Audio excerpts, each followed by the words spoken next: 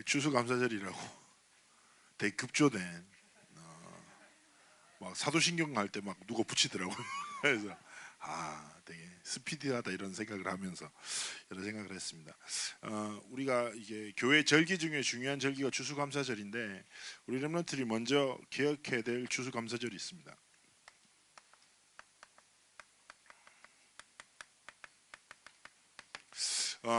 뭐 가을이 되고 곡식을 거두고 배가 불러서 감사한다. 뭐 그런 개념으로 생각한다면 여러분 굉장히 모질입니다. 그래서 우리는 모든 것을 볼 때 영적으로 올바르게 이해하고 해석할 수 있어야 되는데요.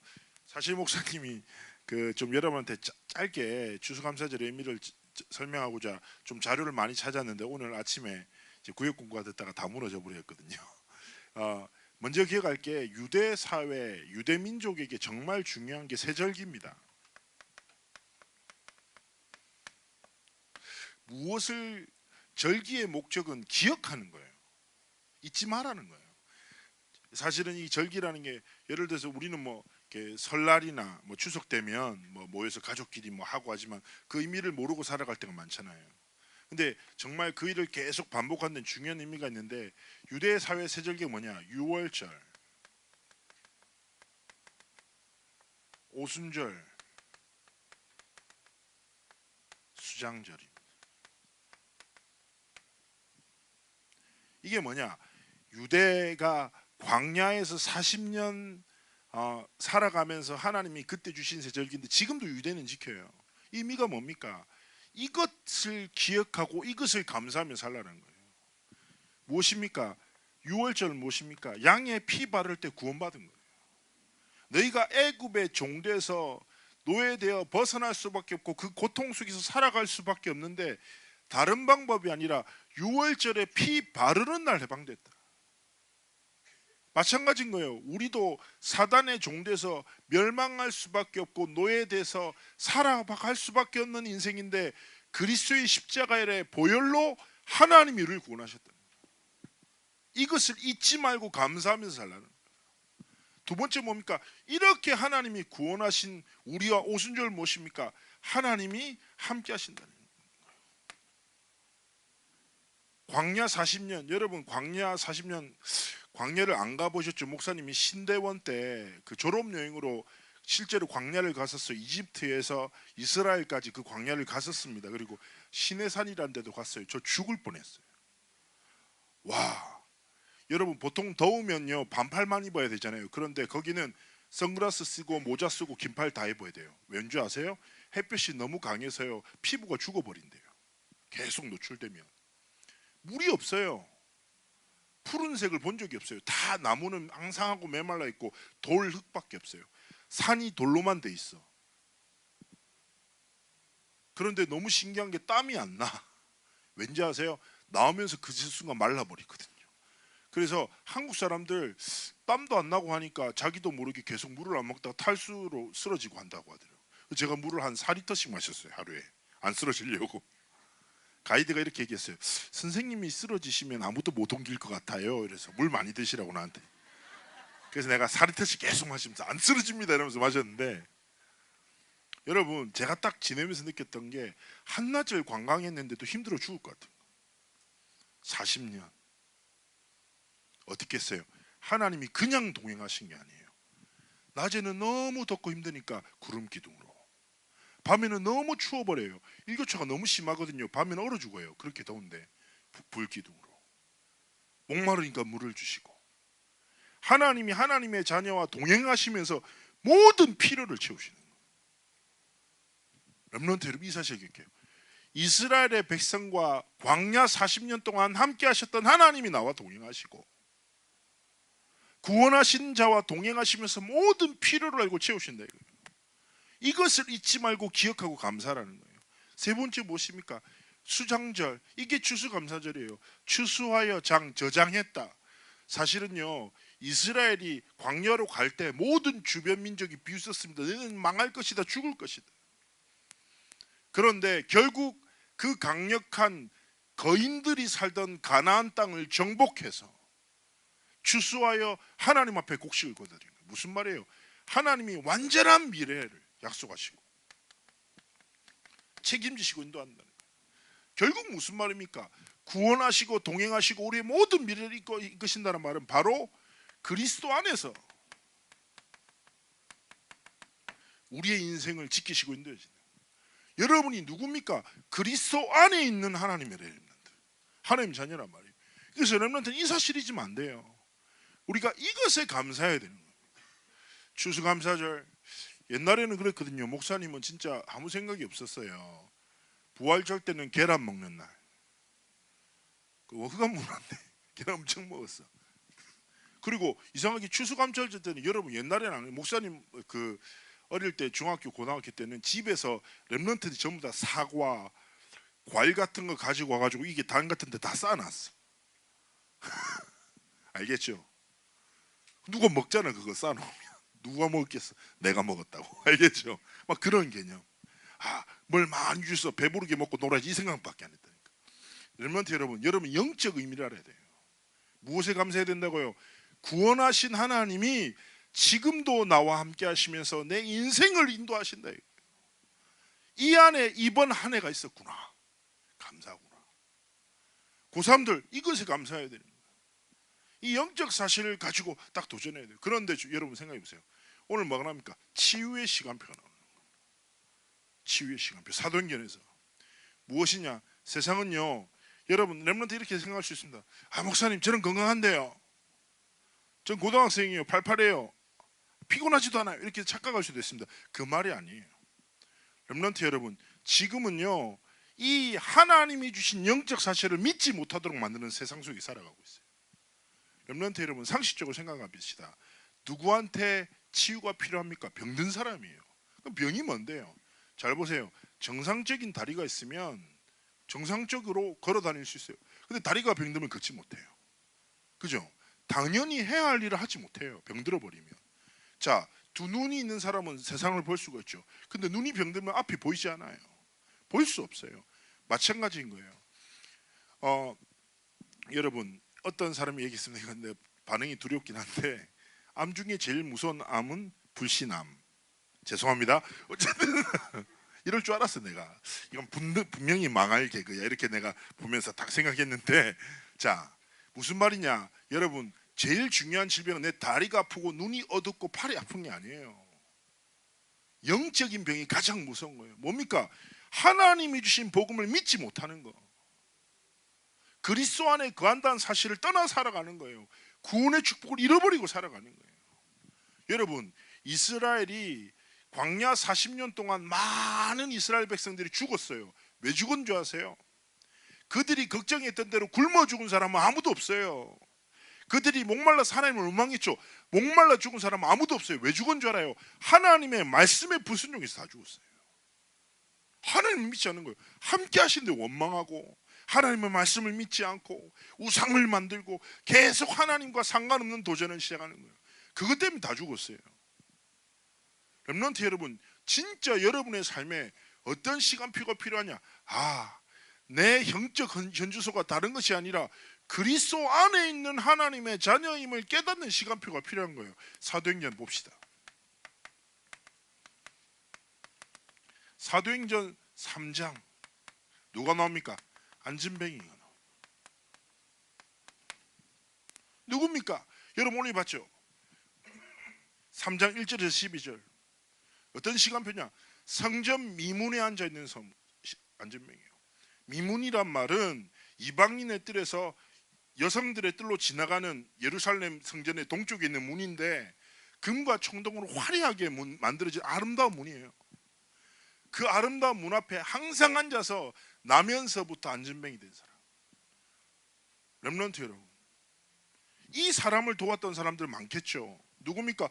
혼자 움직이지 못하니까 데려다 놓는 사람, 이 사람이 배고플 줄 알고 음식을 주는 사람, 돈을 나누는 사람. 유대 사회는요 여러분 어려운 사람들을 돕는 것을 당연한 사람의 하나님 앞에 주신 도리라고 여겼어요. 그래서 그걸 굉장히 기뻐했단 말이에요. 그럼 이 사람들이 평생 누군가의 도움 받고 살은 거예요.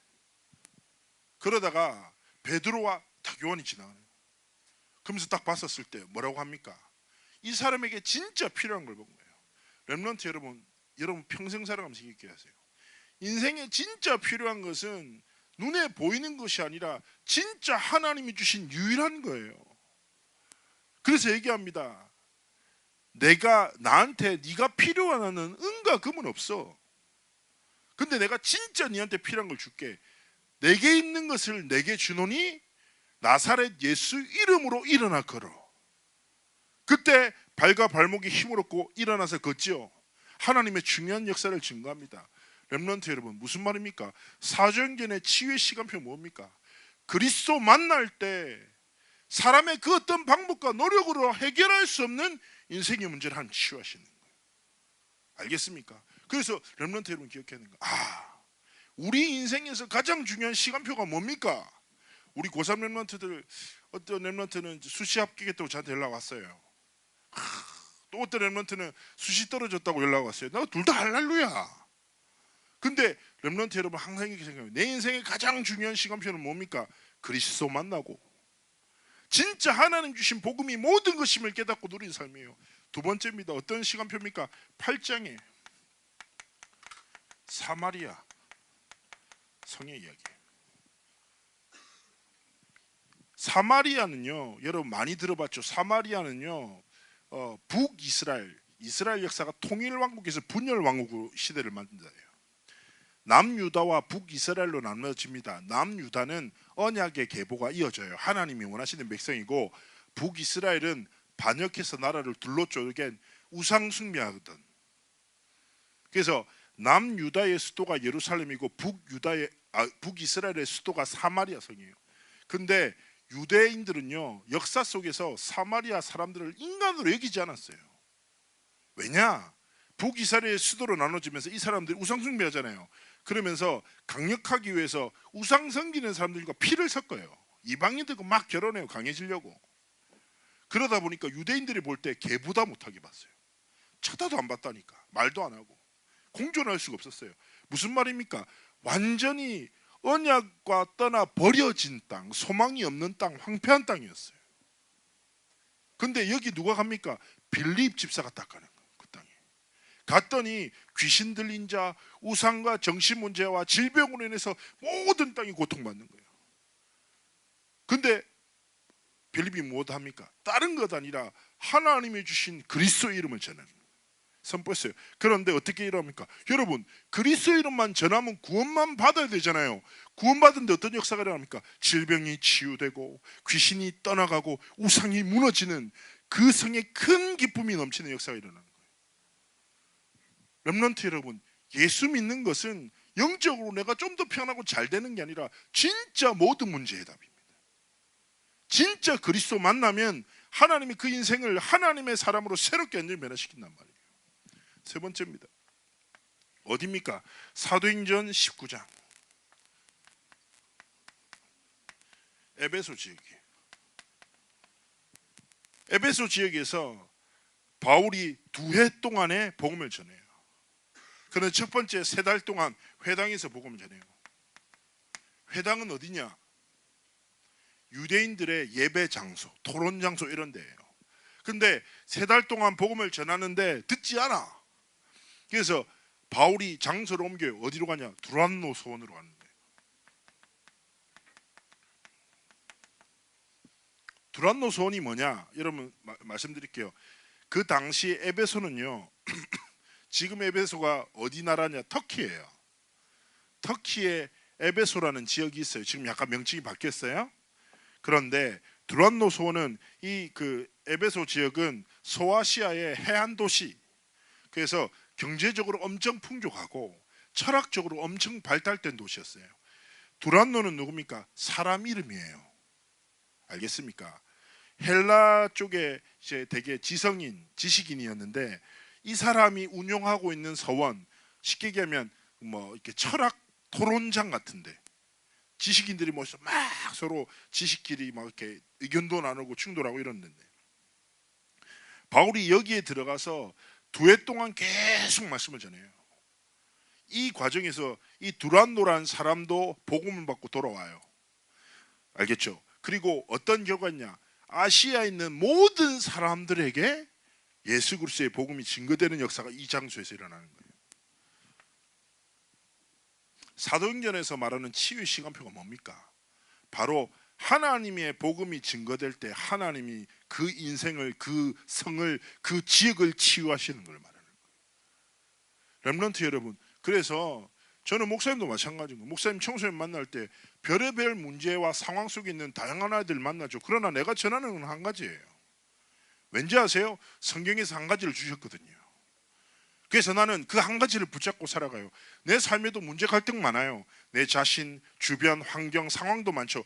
그런데도 나는 그 모든 상황 속에 상황에 반응하지 않고 하나님이 내게 주신 그 한 가지를 붙잡고 모든 상황을 이겨내요. 그리스도인입니다. 무슨 말인지 알겠어요? 여러분이 전해야 할 것도 그리스도고 여러분 인생에 붙잡고 살아야 할 것도 그리스도라니까. 사도행전의 초대교회 성도들은 모든 상황 속에서 그리스도를 전했고 하나님은 그 모든 상황을 향한 하나님 계획을 성취하셨어요. 두 번째입니다. 그렇다면 우리가 붙잡아야 될 치유의 시간표가 무엇입니까? 첫 번째입니다. 성경을 한번 봅시다. 성경은 구약과 신약이죠. 렘넌트 여러분 기억하시기 바랍니다. 하나님은 이 성경 안에 유일한 문제와 유일한 답을 딱 주셨거든요. 인생의 진짜 문제가 뭐냐? 돈 없는 게, 병든 게 문제가 아니라 하나님을 떠나고 사단과 죄와 저주 속에 살아가는데 살아가는지도 못하고 거기 묶여 살아가는 거란 말이에요. 하나님 떠난 게 인생의 문제라니까. 제가 얼마 전에 아니죠, 몇 년 전에 자갈치 시장에서 봤어요. 자갈치 시장에서 걸어가는데 아주 이쁘게 생긴 남자아이가 아주 이쁜 엄마와 함께 손잡고 가는데 너무 이뻐 보이는 그 모습이. 근데 이 남자아이가 엄청 담대해요. 이 자갈치 시장 가면 이렇게 생선 이렇게 판매되고 다 있잖아요. 근데 애가 생선을 딱 보더니 눈을 푹 찌르고 막 장난이 아닌 거예요. 그리고 생선 막 집어 던지고. 나는 제가 너무 무서운 거예요. 야, 얘 뭐지? 보통 애들이 아무리 겁이 없다고 생선 눈 찌르고 막 생선 입 막 만지고 생선 막 때리면서 지나가고, 할머니는 얘가 너무 이쁘니까 막 웃고 막 생선 던지니까 막 웃고, 그래서 너무 당황스러웠다니까. 근데 그러다가 이 엄마가 그러면 안 되는데 갑자기 뭘 사려고 했는지 화장실이 급했든지 얘야 잠시만 있어 하고 탁 애를 떠나서 어디로 가버렸어요. 근데 있잖아요, 애가 그렇게 모든 것이 재밌게 보던 애가 한순간 얼굴이 새파래지더니 울기 시작하는 거예요. 그러면서 막 울더니 엄마를 찾는 거예요. 그러더니 눈 찌르던 생선 보고 놀라갖고 뒤로 막 물러가고. 그럼 내가 딱 보면서 갑자기 이런 생각이 들어. 저게 인간이지 않나. 하나님과 함께하면 모든 것이 응답이고 기회이고 축복인데 하나님을 떠난 그 순간부터 두려움 속에 살아가는 거예요. 길을 잃고. 렘넌트 여러분 기억하세요. 성경에서 말하는 게 이 문제가 뭐라고? 하나님을 떠난 거. 왜 떠났어? 사단의 거짓말에 속아서 죄와 저주 속에 거할 수밖에 없는 거예요. 그래서 하나님이 요한복음 3장 66절에 세상을 이처럼 사랑하사 독생자를 주실 것을 계획하셨어요. 그 시작이 무엇입니까? 창세기 3장 15절이죠.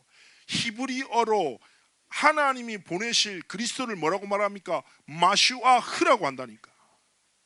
마슈아흐. 영어로 뭐예요? 메시아. 구약의 끝없는 약속이 뭡니까? 39권 끝없는 역사를 통해서 끊임없이 메시아를 보내사 너희를 구원할게. 6월절에 어린 양의 피도 무엇입니까? 오실 그리스도를 예표하는 거예요. 이삭이 죽임을 당할 뻔했는데 숯불에 걸려있는 어린 양을 만나죠. 그것도 그리스도를 예표하는 거예요. 하나님은 그에게 끝없는 사건을 통해서 그리스도를 보내실 걸 약속하셨어요. 신약이 뭡니까? 그 그리스도가 이 땅에 오셨는데 그분이 누구다? 예수다. 렘넌트 여러분, 이 사실을 정말 기억해야 합니다. 그러면서 말합니다. 그리스도는 세 가지 직분이죠. 첫 번째 무엇입니까? 하나님을 떠난 인생에 하나님을 만나는 선지자 되신다. 요한복음 14장 6절에 내가 곧 길이요 진리요 생명이니 나로 말미암지 않고는 아버지께로 올 자가 없느니라. 이 길이 누구의 길이 되어야 됩니까? 내 길이 되어야 돼요. 전요 확신합니다. 그리스도 안에 뭐가 있다고요? 길, 진리, 생명. 하나님 만나는 길, 여러분의 모든 인생의 길이 그리스도 안에 있습니다.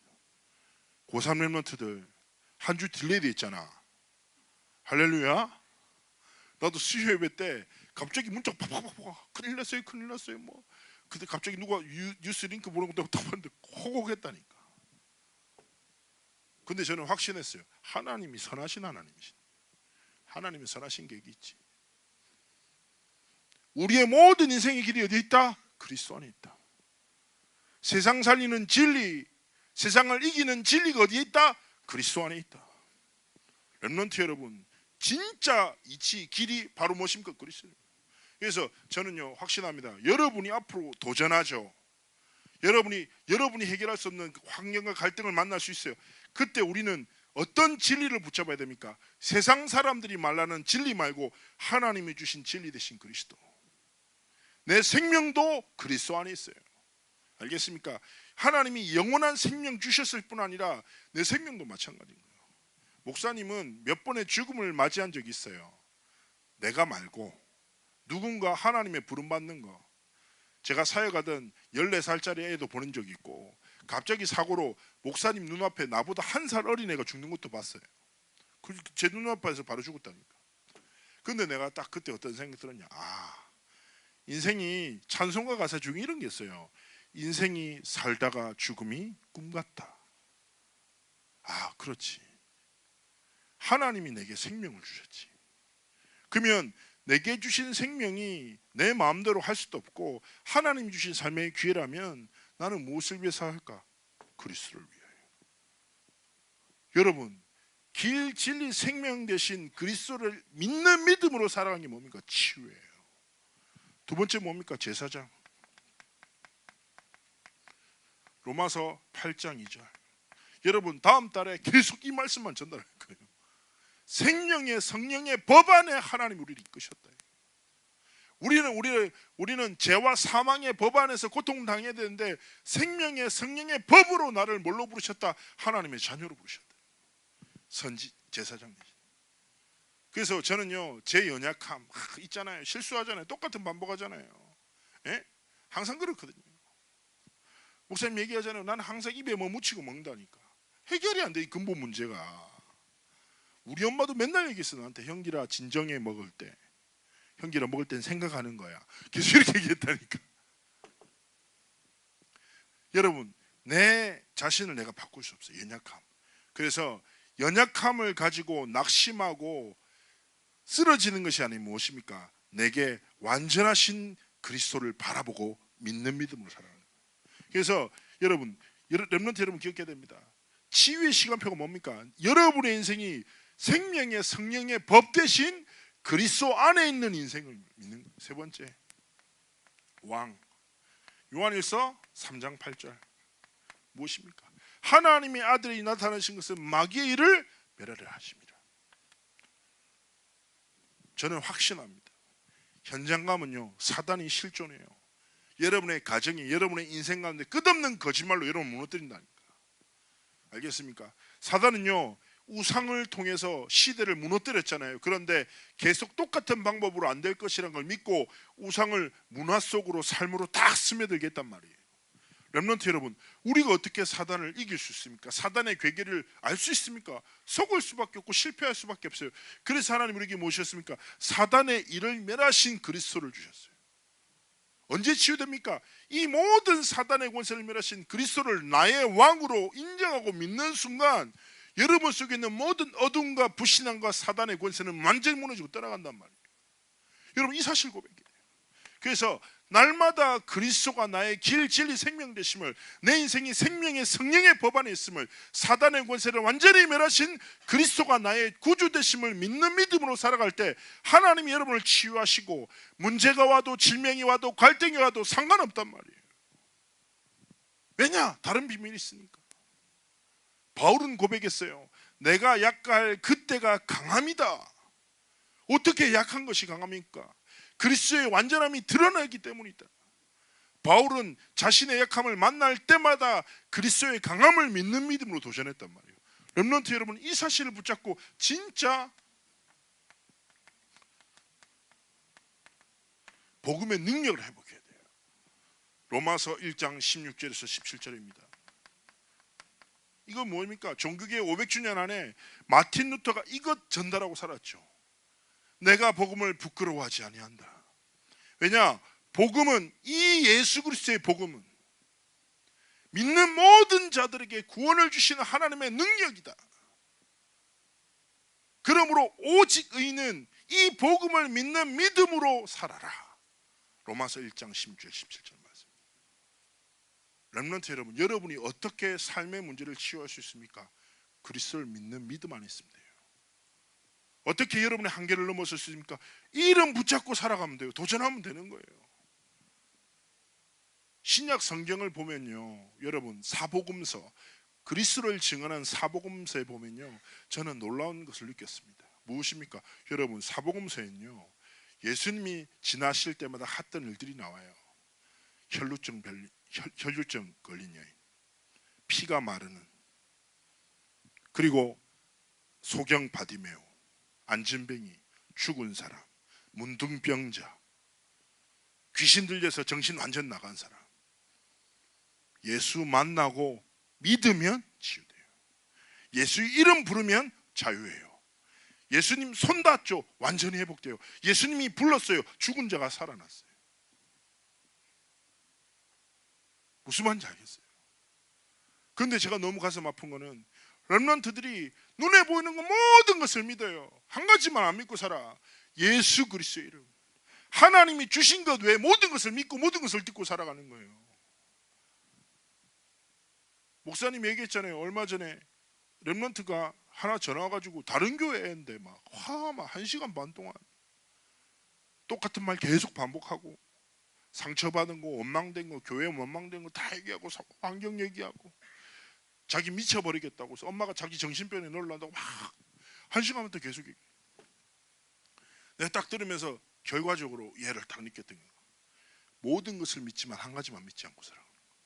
너무 가슴 아파서 내가 얘기했어요. 그래, 네 말 다 맞다.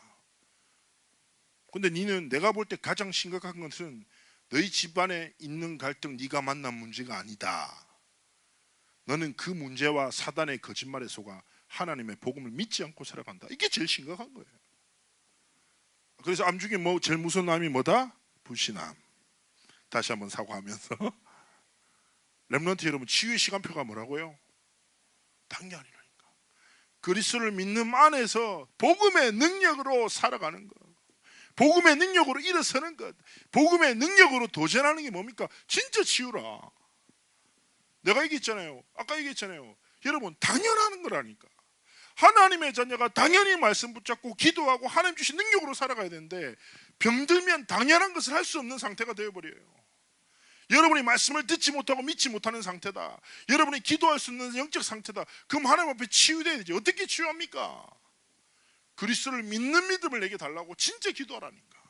복음의 능력을 내가 회복할 수 있도록 하나님 앞에 소원해요. 그럼 하나님 치유하신다니까.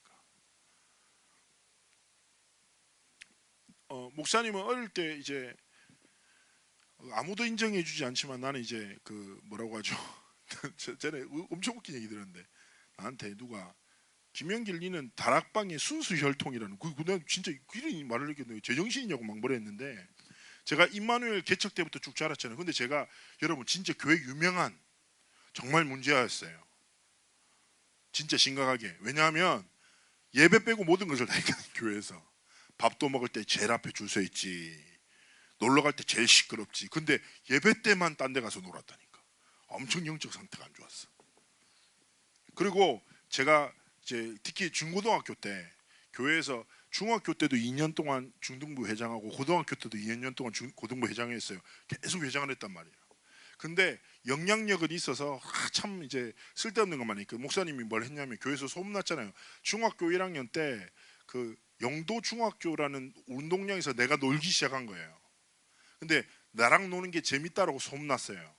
그래서 교회 애들이 매일 저녁 7시마다 운동장에 모였어요. 6명에서 시작했는 게 나중에 40명이 모였어요. 그래서 우리 아버지한테 어떤 장로님이 얘기했어요. 형길이 아이들한테 악한 영향력 못 끼치도록 거기서 애들 40명 모아놓고 달리기 하고 막 오징어 달구지라고 옛날에 게임 이런 거 막 하고 엄청 재밌게 놀았었거든요. 교회에서 막 맨날 형길이는 애들 데리고 놀고 사고 치고, 그리고 계속 예배 시간에 안 들어오고 딴짓하고 막 이런다고 확 소문나가지고 아버지가 엄청나 정죄하고 막 핍박하고 했단 말이에요. 근데 내가 딱 그때 한순간 딱 들었던 게, 그 내 교회에서 막 이렇게 저렇게 했는데 갑자기 한순간에 이 생각이 드는 거야. 하나님 살아계신 것 같네. 갑자기 불현듯. 그런데 하나님은 살아계신 것 같고, 우리 아빠도 그렇고 우리 목사님도 그렇고 존사님도 그렇고 다 하나님 만났는데 나는 내 하나님이 없는 것 같다는 생각이 드는 거야. 갑자기 그 순간 되게 서러운 거라. 억울하고. 내가 교회를 몇 년 다녔는데 지금 아무리 내가 교회 안에서 사고치고 돌아다녔지만 내가 들은 말씀이 내가 어딘데 내 복음이 없는 거야. 내 그리스도가 없는 거야. 엄청 억울한 거야. 내가 중학교 3학년 때 복음 만났던 것은 영적 억울함이에요. 사실은 막 응답받고 싶은 게 짜증나는 거예요. 내가 교회를 몇 년 다니고 얼마나 많은 예배를 드렸는데 하나님도 만나지 않고 그리스도 믿음도 없어. 맨날 교회에서 사고치고 정죄당하고 핍박당하고. 진짜 웃겼죠. 2부 예배를 드리지도 않는데 예배 끝나고 밥을 줬어요. 옛날에 그 맨 앞에 서 있는 거예요. 권사님 앞에. 시간을 딱 알고 내가 얼마나 그랬겠냐고. 그래서 영적 억울함을 가지고 진짜 나의 복음을 찾기 위해서 그리스도와 복음의 능력을 알고 하나님 앞에 무릎 꿇고 나갔어. 근데 하나님이 그 순간을 받으셨던 것 같아요. 나는요 잊을 수가 없어요. 금요철야, 그 지겨웠던 금요철야, 그 예배 때 그리스도를 영접하고 하나님이 주신 구원의 감격에 의해서 콧물 흘리면서 벽에 머리를 박고 기도했다. 왜 이제 나한테 이 은혜를 주셨냐고. 너무 감사한 거예요. 그때부터 제 인생은 진짜 180도 바뀌어서 진짜 하나님의 복음을 위해서 살아가고 있죠. 렘넌트 여러분, 여러분도 어떻게 보면 어릴 때부터 엄청나게 많은 예배와 훈련 속에서 신학원, 수련회, 합숙 다 했을 수 있어요. 그러나 여러분, 이 부분은 병의 문제가 아니라 생명의 문제라. 반드시 여러분의 것으로 가져야 되는 거. 그래서 렘넌트 여러분, 하나님 앞에서 여러분에게 도전이 시작돼야 됩니다. 무엇입니까? 사도행전을 통해서 계속 주신 게 무엇입니까? 서밋의 시간이에요. 서밋의 시간이 뭔데? 서밋은 무엇입니까? 하나님의 시간. 여러분의 삶에 하나님이 역사하시는 시간. 정상을 향하여 도전하라는 게 아니에요. 정상을 향하여 인도하시는 하나님의 시간이 여러분의 시간이 되도록 하나님 앞에 복음에 집중하는 시간을 같이 시작하란 말이에요. 그리스도가 누군지 모르겠어요. 그럼 뭐예요? 구원의 길부터 정리해봐. 진짜 중요하니까. 복음 성구 진짜 한번 보라니까. 그럼 하나님 앞에 고백해. 하나님, 내게 진짜 치유의 시간표를 주십시오. 하나님 말씀 주시지 않았습니까? 사도행전에 안진뱅이 사마리아 성 에베소 지역에 그리스도 이름이 증거될 때 하나님이 그 모든 것을 회복시키셨죠. 하나님이 성경에도 오직 그리스도 이름을 주시지 않았습니까? 이 이름을 우리에게 능력으로 주셨죠. 근데 이름을 내가 믿지 않고 그 능력으로 살지 않습니다. 하나님의 복음이 내 능력이 되도록, 복음이 내 삶의 이유가 되도록 하나님이 내게 이 시간을 허락해달라고. 여러분의 시간에 조금만 결단하고 구원의 길이나 복음 선구를 통해서 하나님이 주신 그리스도의 비밀을 깨닫는 은혜 속으로 들어가라니까. 요한복음 14장 6절, 로마서 8장 2절, 요한일서 3장 8절 한번 쭉 정리하면서 하나님 앞에 이 비밀 깨닫도록 하나님 앞에 기도해 보라니까. 여러분, 묵상이라는 게 뭐인데요? 묵상 말 그대로면 조용히 생각하는 거예요. 여러분 해봤습니까? 눈 감고 입 닫고 생각해 보면 말씀에 집중됩니까? 안 돼요. 온갖 잡생각이 나. 근데 당연한 거예요. 정상이에요. 갑자기 생각이 딱 멈춰져서 그건 뇌사 상태라. 생각해야 돼. 계속 생각해야 돼. 그래서 유대인들은 이렇게 얘기합니다. 묵상이 뭐다? 하가. 이 말은 비둘기의 울음소리고 사자가 으르렁대는 소리라고 말해요. 저도 이번에 좀 이렇게 책 보면서 알았는데 그전에는 이제 하가가 비둘기 울음소리 그 정도에 멈췄거든요. 이 말은 뭐냐면 짐승들은 그렇대요. 맹수들 있죠. 뭐 사자들은요. 자기의 그 딱 사냥을 딱 하잖아요. 사냥을 해서 딱 잡잖아요. 그러면 그냥 먹지 않는데요. 즐기는 시간이 있대요. 알겠죠? 물어서 자기만의 은밀한 장소에 가져다 놓고 일로 치고 절로 치고 뜯어먹고, 그리고 자기가 제일 소중하게 아끼는 부위를 땅에 묻어뒀다가 나중에 또 와서 하고, 이 시간이 한 두세 시간씩 걸린다는 거예요. 그때마다 사자나 맹수들 엄청 행복해한대요. 그 시간이 묵상이다라는 거예요. 자기가 딱 붙잡은 것을 나만의 은밀한 장소로 가져가서 이렇게도 보고 저렇게도 보고 생각하고, 그래서 그것이 오롯이 나의 것이 되도록 하나님 앞에서 싸우는 거예요. 또 다른 말로 하가란 말을 비둘기의 울음소리, 우리는 구구구구구구 하는데 유대인들은 비둘기 울음소리가 하가 하가 하가 이렇게 들렸나 봐요. 여러분, 비둘기 울음소리 이렇게 하시는 거 아시죠? 저는 옛날에 용두산 전도를 많이 해서 비둘기를 진짜 수천 마리를 봤거든요. 비둘기를 걷는 방법은 이렇게 앞뒤로 흔들어요. 계속 구구 구구 이렇게 다녀요 진짜. 그래서 무슨 말입니까? 묵상하다는 말이 한국말로는 작은 소리로 읊조리다. 그래서 몸을 앞뒤로 흔들면서 하나님의 말씀을 계속, 하나님의 아들이 나타내신 것은 마귀를 멸하라 하심이니라 계속 하는 거예요. 내가 곧 길이요 진리요 생명이니 나라 말면서, 이거를 유대인들은 실제로 이렇게 해요. 진짜 해요. 제가 성지순례 가서 봤어요. 통곡백에서 유대 어린 여러분 나이만한 애가 딱 말씀 이렇게 되고, 진짜 통곡의 벽 있죠, 거기 딱 엎어가지고 한 내가 볼 때 14살에서 16살 된 애들이 딱 성경을 딱 붙잡더니 벽에 딱 붙어가지고 앞뒤로 계속 흔들면서 성경을 읽고 묵상하고 눈 감고 또 암송하고 하는 거예요. 근데 딱 그거 보면서 생각 들어요. 아, 저러면 진짜 각인되겠다, 생각이 딱 바뀌겠다 생각이 드는 거예요. 내 말은 여러분 딱 메시지 노트 피고 학교 가가지고 교실에 앉아가 계속 어느 순간부터 친구가 점점 없어질 거거든. 혼자 밥 먹고 혼자 막 걸어 다닐 거야. 계속 이렇게 하면. 그렇게 하란 말이 아니에요. 무슨 말이에요? 여러분에게 주신 이 복음을 여러분의 것으로 만들 여러분의 시간을 다 가지라는 거예요. 우리 고등부에서 뭐라고 합니까? 5분 무릎 1분 집중이라고 하잖아요. 진짜 하나님의 복음에 집중하고 하나님 앞에 무릎 꿇는 시간 가지십시오. 하나님이 여러분 인생을 이끄실 줄 믿습니다. 우리 잠시 기도합니다. 하나님, 우리 렘넌트의 모든 삶과 길을 축복하셔서 그리스도를 진짜 발견하고 누리고 믿는 치유의 시간표를 허락하여 주옵소서. 그래서 이 아이들이 다른 것이 아니라 그리스도 안에서 그리스도를 위하여 인생의 모든 도전에 성공하여 하나님께 최고의 영광을 돌려드리는 삶을 살도록 함께하여 주옵소서. 감사드리며 살아계신 주 예수 그리스도의 이름으로 기도합나이다. 아멘.